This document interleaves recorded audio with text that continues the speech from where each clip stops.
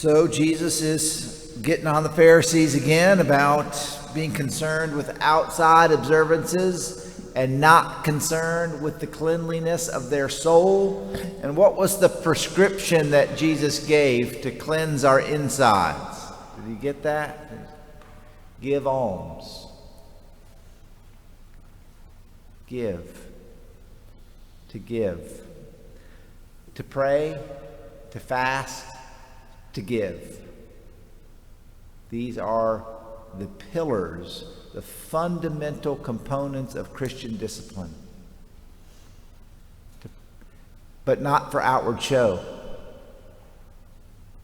That gets us back to the problem.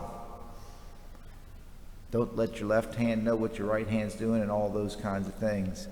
Today, I really want to focus mostly on the first reading and the responsorial psalm. St. Paul, I am not ashamed of the gospel. I am not ashamed of the gospel. It is the power of salvation. Now, he's going to go on and explain. He's going to spend a lot of time in this letter to the Romans explaining components of the gospel.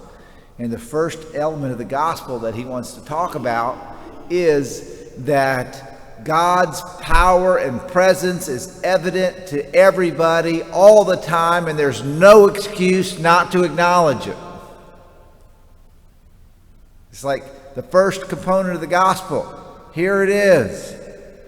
It is, ever since the creation of the world, his invisible attributes and eternal power and divinity have been able to be understood and perceived in what he has made. So, creation, if you will, demands a creator. The responsorial psalm today backs this idea up with these words, "The heavens proclaim the glory of God. Not a word, nor a discourse, whose voice is not heard. Through all the earth their voice resounds." You know, and again, we're kind of lucky here. Every time we come to Mass in the morning, we can look out over the bay, and what do we see? Or what do we hear? We hear the heavens proclaim the glory of God. I mean, we do. We should. It's an undeniable power. It's an undeniable voice. Creation says, I am here. Or maybe I can reduce that a little bit. I am. And so we're drawn into this drama. Creation proclaims that they have no excuse. Unfortunately, Paul goes on to talk about the wrath of God, or he actually mentions this ahead of time. He says, the wrath of God will be revealed on those who suppress the truth by their wickedness. Now, the suppression of truth, the glory of God, the creation of the world, the clear evidence, and then there is the suppression of truth. And what does the suppression of truth bring about? Impurity,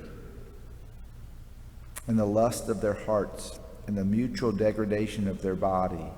And they exchange the truth of God for a lie. And they worship the creation rather than the Creator. This is St. Paul's, this is his opening salvo. This is his opening shot in the letter to the Romans. I am not ashamed of the gospel. God created everything that is. Humanity, because of the fall, has suppressed the truth. When we suppress the truth, we turn and degrade our bodies through our lusts, and we begin to worship the creation rather than the Creator.